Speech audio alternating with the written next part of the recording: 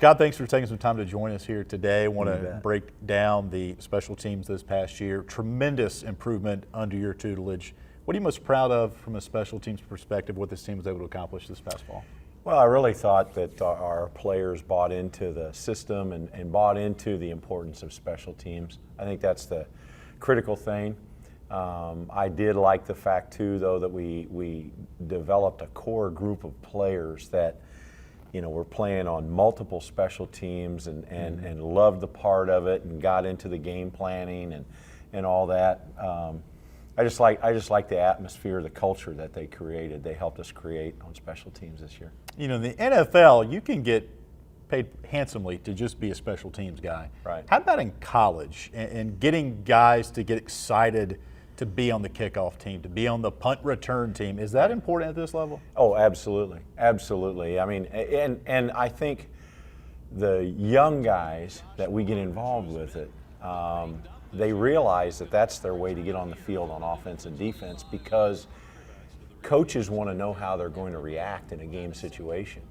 And special teams is one shot, one chance all the time. It's really an opportunity for an explosive play, either for you or against you. And our coaches actively take an interest in our special teams. And so you see some guys that early in the year they're only playing special teams, and then towards the end of the year they're working their way in on offense and defense because they've gotten more playing time. They've become accustomed to the speed. The game has slowed down for them a little bit. So the guys that recognize the value of the special teams earn away on the offense and defense very quickly. I would never consider it, Scott, the minor leagues of a football team, but it's kind of like a feeder system to get on the field other ways. Am I correct? Oh, absolutely, absolutely. It's a way to get a young guy some playing time in a situation where, you know, okay, maybe he messes up on this one, but our returner was good enough to make that guy miss, and he got us a nice gain, whatever. To give him some responsibility on the team and see how they run with it, and then they get to go in another situation on offense or defense. I think we'll never forget, I know we won't, Frankie's return at Kansas State.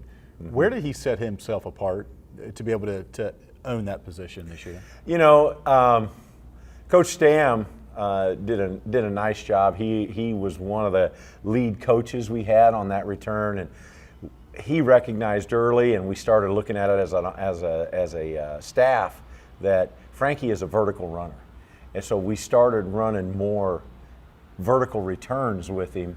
And when he started to separate himself from everybody else was when we said we're going to go vertical with this, and Frankie's going to hit it. And he started the first one he hit it and took off, and I think he got a nice 35-yard gain. We said, okay, now we start to have something. And then I will give Frankie an awful lot of credit. He stayed after to catch kickoffs. He worked on them in practice. He took great pride in being able to handle all the responsibilities that came from being back there in terms of setting where the other guys are and making the call and knowing all that.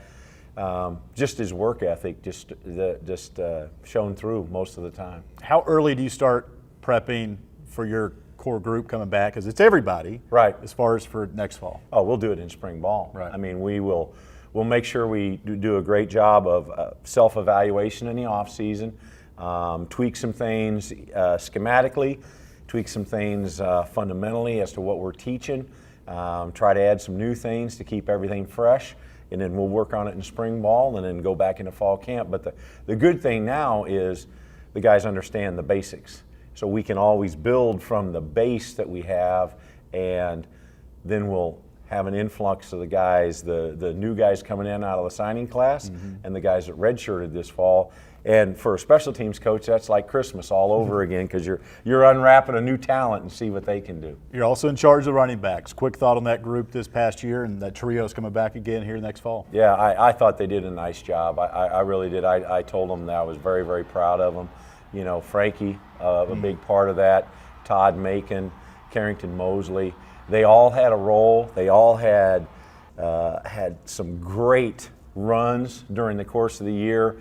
I really liked it when we were able to switch them up and just have them go in and out and really start pounding people. We ran the ball well at times, and I'd like to see that continue. The other thing that I was pleased with, not totally pleased, but pleased with it, we didn't fumble the ball a ton. We actually had the ball on the ground 3 times. We lost 2 of them, but we only had the ball on the ground 3 times all fall. So I was really, really pleased with that. But I think those 3 guys are going to be back, and they've now played a lot, and so their expectations of themselves will go up, and we'll add Mitchell Lewis to that mix, and we'll see what else is going to happen. Scott, always get charged up talking to you. We appreciate your time. Well, thank you.